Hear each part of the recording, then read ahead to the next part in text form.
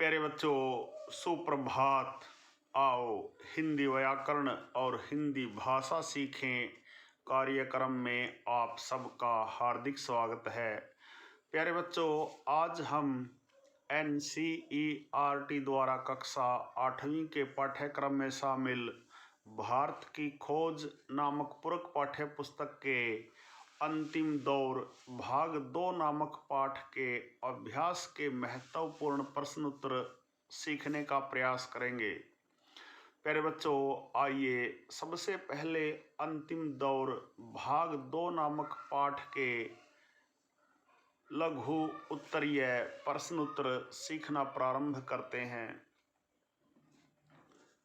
प्यारे बच्चों, पहला प्रश्न देखिए। प्रथम विश्व युद्ध के बाद लोगों की दशा कैसी थी? प्रथम विश्व युद्ध के बाद समाज के हर वर्ग को अत्यंत मुश्किल भरा जीवन जीना पड़ रहा था। मजदूर वर्ग, किसान, मध्यम वर्ग सभी त्रस्त थे, परेशान थे। उनका हर प्रकार से शोषण किया जा रहा था। ऐसे में गरीबी बढ़ती जा रही थी। प्रश्न नंबर 2 देखिए।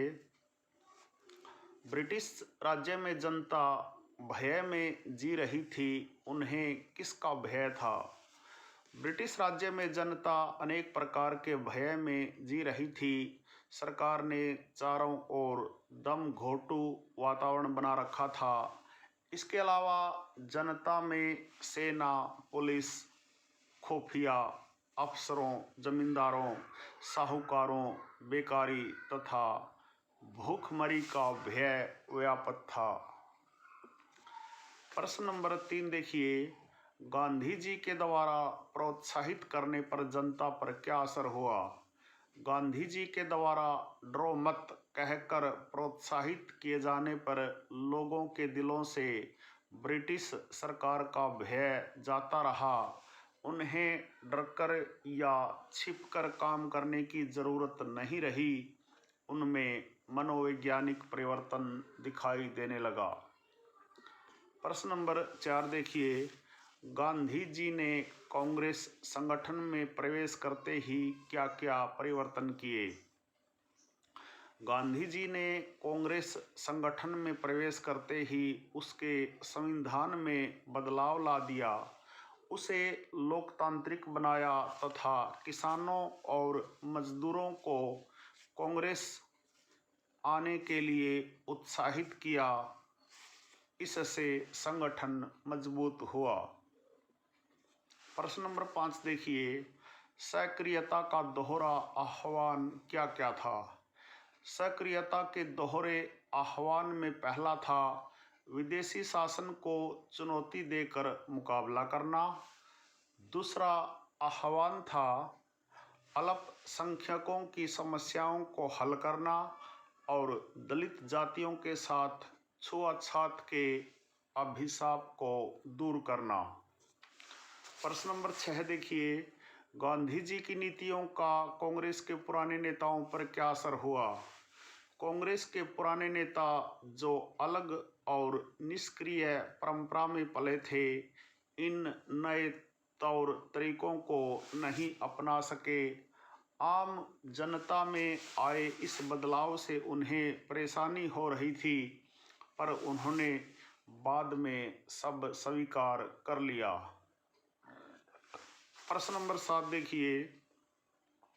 भारतीय संस्कृति के बारे में गांधी जी के विचार क्या थे? भारतीय संस्कृति के बारे में गांधी जी सोचते थे कि भारतीय संस्कृति न हिंदू है, न इस्लाम, न पूरी तरह से कुछ और है।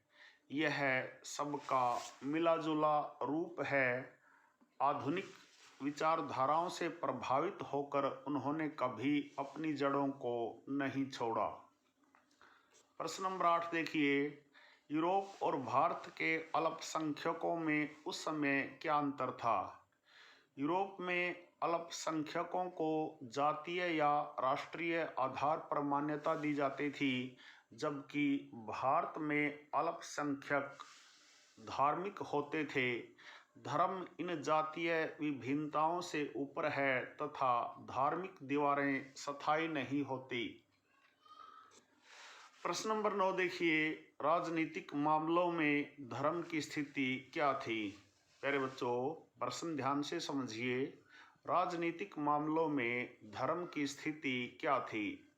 राजनीतिक मामलों में धर्म का स्थान सांप्रदायिकता ले चुकी थी। संकीर्ण विचारधारा रखने वाले समुदाय ने इसका प्रयोग अपनी राजनीतिक शक्ति और समुदाय को बढ़ावा देने में किया।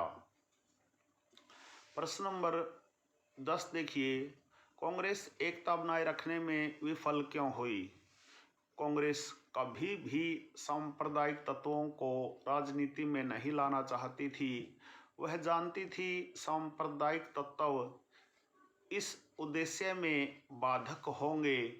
इसके अलावा मुस्लिम लीग ने कांग्रेस का सहयोग नहीं किया और वह एकता बनाने में विफल रही।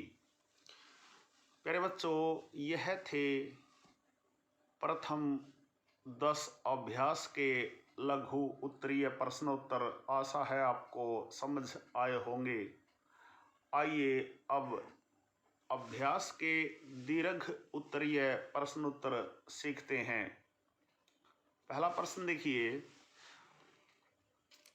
प्रथम विश्व युद्ध की समाप्ति के बाद लोगों की आशा निराशा में क्यों बदल गई। प्यारे बच्चों, सरकार ने प्रथम विश्व युद्ध की समाप्ति के बाद भारतीय जनता को अनेक वायदे पूरे करने का आश्वासन दिया था। लोगों को आशा बंधी थी कि अब उनकी जिंदगी में राहत और प्रगति के दिन आएंगे। उनकी जिंदगी भी खुशहाल बनेगी। पर युद्ध की समाप्ति के बाद ब्रिटिश सरकार ने दमनकारी कानून लागू कर दिया तथा पंजाब में मार्शल लॉ लगा दिया। इससे लोगों की आशा निराशा में बदल गई। प्रश्न नंबर 2 देखिए, गांधी जी द्वारा अंग्रेजी शासन की बुनियाद पर किए गए प्रहार का क्या परिणाम निकला। प्यारे बच्चों, गांधी जी द्वारा अंग्रेजी शासन की बुनियाद अर्थात नींव पर किए गए प्रहार का क्या परिणाम निकला। गांधी जी ने अंग्रेजी शासन की बुनियाद पर चोट की। इससे प्रभावित होकर लोगों ने अंग्रेजों द्वारा दी गई उपाधियां छोड़नी शुरू कर दी। इन उपाधियों की अब समाज में इज्जत न रही। वे पतन का प्रतीक बन गए। वायसराय के दरबार और रजवाड़ों की शान शौकत बेहद अभद्र और शर्मनाक लगने लगी। धनी लोगों ने भी साधारण रहन सहन अपनाना शुरू कर दिया। प्रश्न नंबर 3 देखिए, गांधी जी के सपनों का भारत कैसा था। प्यारे बच्चों, गांधी जी ऐसे भारत का निर्माण करना चाहते थे जिसमें गरीब से गरीब व्यक्ति भी महसूस करे कि यह देश उसका है, इसके निर्माण में उसका भी योगदान है।